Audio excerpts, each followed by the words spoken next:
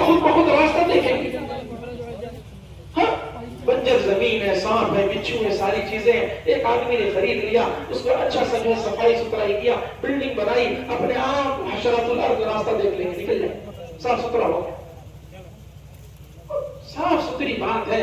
اللہ کے واسطے اس کام کو کرنے کا ذہن اور دماغ ہم بنائیں. اس کو برکتی یا بھیڑ جمع کرنا، یہ تو اپنے زمانے میں مولانا الیاس صاحب رحمۃ اللہ فرماتے تھے کہ یہ مجبوری میں اجتماع ہے، مجبوری میں یہ سب چیزیں ہیں، ورنہ تبلیغ میں اس کا کوئی کام نہیں.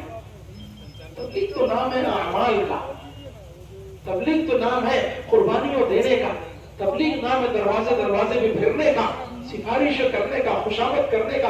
مولانا الیاس صاحب رحمۃ اللہ کے ملفوظ میں ملتا ہے 2 خوشامدوں کا نام تبلیغ ہے. دن میں انسانوں کی خوشامد کر لیا اور رات میں اللہ کی خوشامد کر لیا.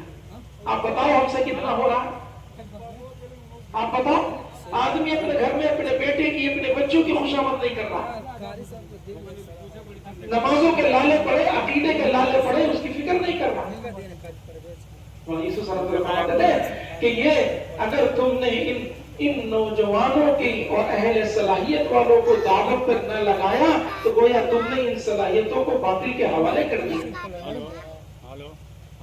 صورتحال یہی ہے. بچہ میرا ہے، ذہن دوسرا ہے. بچہ میرا ہے، کپڑا دوسرا ہے. بچہ میرا ہے، اس کی زبان دوسری ہے، اس کی کھوپڑی دوسری. بات کہاں سے نہ چلے گی؟ اور الیاس صاحب رحمۃ اللہ سے پوچھا گیا اس محنت کا مقصد، تو آپ نے فرمایا یہ تو احیاء سنت والی محنت ہے، زندگیوں میں محمد صلی اللہ علیہ وسلم کی سنت کو لانے والی محنت. آج تو فرائض کے لالے پڑے. پتہ یہ چلا اس محنت کا جو حق ہے ہم نے حق نہ ادا کیا. اس محنت کے لیے جو قربانی ہے وہ قربانی ہم نہیں دے رہے.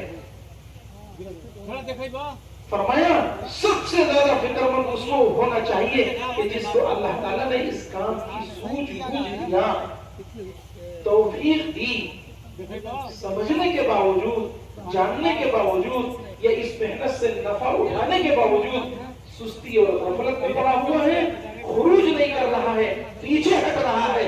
مولانا یوسف صاحب رحمۃ اللہ علیہ فرماتے تھے وہ زندگی میں زمین پر کبھی چین سے جی نہیں سکتا. اتنی بڑی یہ امانت انبیاء اور رسول کے اوپر جو آتی تھی، اللہ نے ان چیزوں سے ہمیں نوازا. لگنے کے بعد فرصت ہے، چلو گھوم لو. ایک جملہ کہتے ہیں ہمارے علاقے والے، جماعت میں گھوم لو. دوسرا چیز فرمایا جہد مقبولہ، یعنی ایسی محنت ہے جو اللہ کے نگاہ میں مقبول ہو جائے. ایسی محنت ناانصافی والی، صبح کو دکان چلے گئے، دوپہر دکان چلے گئے، شام کو مسجد آ گئے، یہ ناانصافی اس کام کے ساتھ. اس کام پر بلیم اور کلیم لگانا ہے. مولانا یوسف صاحب اللہ فرماتے تھے 2 لاکھ پیپر کوئی چھاپ دے اس کام کے لیے میرا کام بدنام نہیں ہوگا، لیکن ایک میرا کام کرنے والا ساتھی اگر بے وصولی کر دے گا پوری دنیا میں میرا کام بدنام ہو جائے گا. ہم تو مالک بن گئے اس کام کے. گھر کی لونڈی بنا لی اس کام، گھر کی لونڈی بنا لی، جو چاہے جیسے کر لیں. اس پر جانا اسلام اور اسلام کی محنت اور محمد صلی اللہ علیہ وسلم کی ساری چیزوں کو بڑھایا تھا، جس کی وجہ سے ان کے اندر شوق اور جذبہ پیدا ہوا. محنت کی تو پھر بھی رحمت اللہ صلی اللہ علیہ وسلم جا کے محنت اس درمیان میں بہت اجتماع ہوا. اس کے میں نہیں آیا محنت ہے. جب محنت سے بچنا آتا ہے، قربانیوں سے بچنا آتا ہے تو وہ بات کو لیتا ہے. محنت دروازے دروازے جب ہوتی ہے، گھر گھر انفرادی جب محنت ہوتی ہے تو بات سمجھ جاتی ہے. آپ کی زندگی میں یاد رکھنا محنت نہیں ہوگی پتا ہے نہیں.